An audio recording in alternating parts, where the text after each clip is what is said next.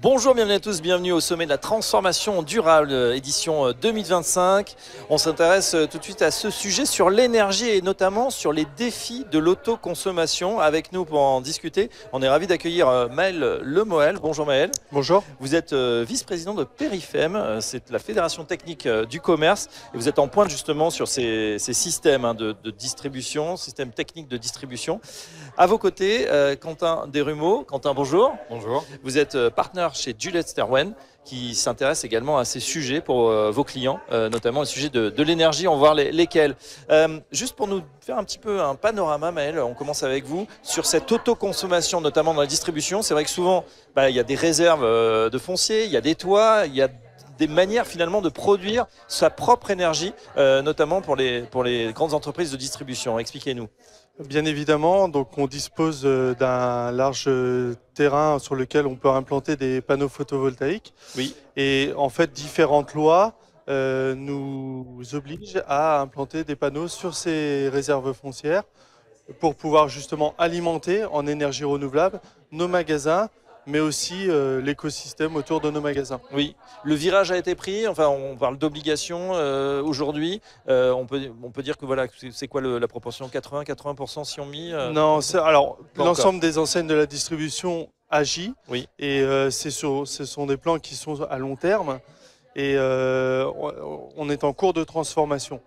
Néanmoins, on se rend compte, et c'est ce qu'on défend chez Perifem, qu'on a des obligations qui nous poussent à couvrir une part trop importante de nos parkings, et ce qu'on essaie de travailler, notamment avec le gouvernement, le législateur, c'est de revenir à un format plus raisonnable, Oui. qui permettrait d'adapter la dimension de nos panneaux photovoltaïques à l'autoconsommation que l'on a dans nos magasins ou dans nos galeries commerciales. Donc ne pas surproduire. Exactement. Parce que c'est vrai que c'est souvent des parcs immenses, on pense aux ombrières, et puis en plus le photovoltaïque, ça s'est beaucoup amélioré. Quentin Desrumeaux, justement, pour nous donner votre regard également de spécialiste sur cette obligation, est-ce que c'est la bonne chose de passer par la législation pour accélérer cette transformation ? Il y a des choses très positives et il y a des choses qui sont perfectibles. Ce qui est très positif, c'est de donner le signal qu'il faut utiliser ces surfaces qui sont artificialisées, oui. pour les mobiliser dans le contexte de l'énergie. Nous, les analyses qu'on a faites, c'est on a recensé à peu près 300 000 parkings en France.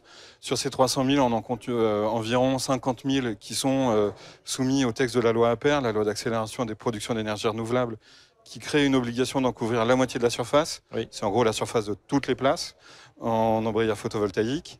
Ça représente un potentiel technique, si on faisait tout, on ne fera pas tout, si on faisait tout, ça représente un potentiel technique de l'ordre de 23 gigawatts crête. D'accord. C'est énorme. Oui, ça fait plus d'un réacteur nucléaire finalement. Et avec des contextes dans lesquels on implante ces installations qui sont assez variables, quand vous êtes finalement près d'un petit supermarché, vous arrivez facilement à absorber toute l'énergie qui est produite ou quasiment toute l'énergie qui est produite par le site. Quand vous êtes sur le parking d'un hypermarché, vous pouvez avoir des parkings, il y a quelques centaines de parkings en France qui font plusieurs hectares.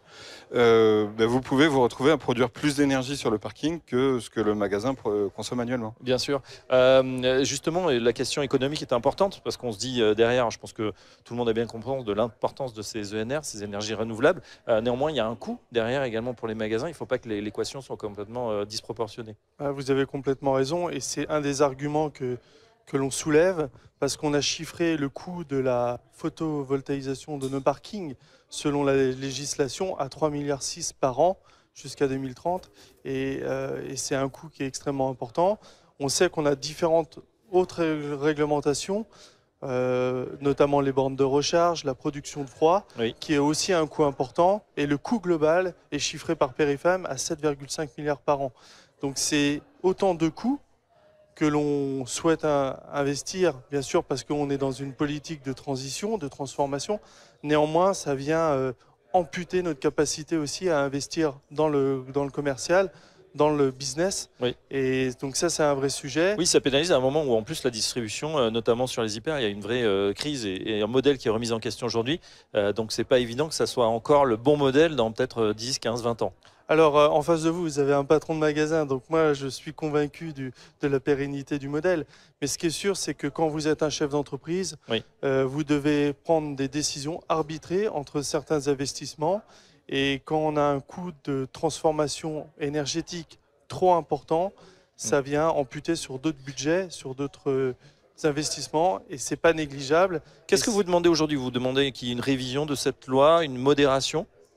Alors nous demandons à ce qu'il y ait une lecture plus souple, une modération, c'est-à-dire une capacité d'abord d'avoir une mixité sur nos parkings, c'est-à-dire à la fois du panneau photovoltaïque mais aussi du végétal. Et ça, c'est quelque chose qui est fondamental pour nous. La deuxième chose, c'est qu'on puisse, grâce à cette mixité, adapter la dimension du photovoltaïque à nos talons d'autoconsommation au sein de nos unités. Et la troisième chose, c'est gagner sur les délais qui sont assez courts. On parle de 2028 et on sait que pour transformer l'ensemble de nos parkings, on va mettre un peu plus de temps. Oui, c'est vrai qu'il y a cet enjeu de photovoltaïsation, mais aussi de désimperméabilisation, de retrouver un peu de végétal. On termine avec vous rapidement, Quentin, justement sur cette dimension. Il y a des chances que ça passe, parce que c'est vrai qu'on a vu des stop and go sur le ZAN, sur la ZFE. On était peut-être allé un peu loin à un moment dans cette réglementation. Est-ce qu'on pourrait revenir un petit peu en arrière? Ce qu'il faut, c'est donner quand même des caps relativement clairs et relativement stables. On vient de passer, je pense qu'on est tous soulagés de voir que le moratoire qui était dans les tuyaux a été rejeté hier à l'Assemblée nationale. Ce qu'il faut, c'est donner quand même à toutes les entreprises qui veulent se mobiliser sur ces projets, qu'elles soient installatrices ou consommatrices, leur donner un cadre qui est stable et clair et lisible. Les lois qui ont été construites, elles donnent des signaux intéressants et elles pointent bien vers les bons sites et les bons fonciers. Et ça, il faut le préserver. Après, il peut y avoir des discussions à la marge sur l'ampleur, sur les modalités, avec en plus des contextes de parking qui sont chacun assez diversifiés en réalité. Il faut s'adapter. On n'a pas fini d'en discuter, effectivement. Merci à nos deux experts, Quentin Derumeau, Jules Sterwen, le modèle Perifem, et à très bientôt, messieurs, sur Bismart.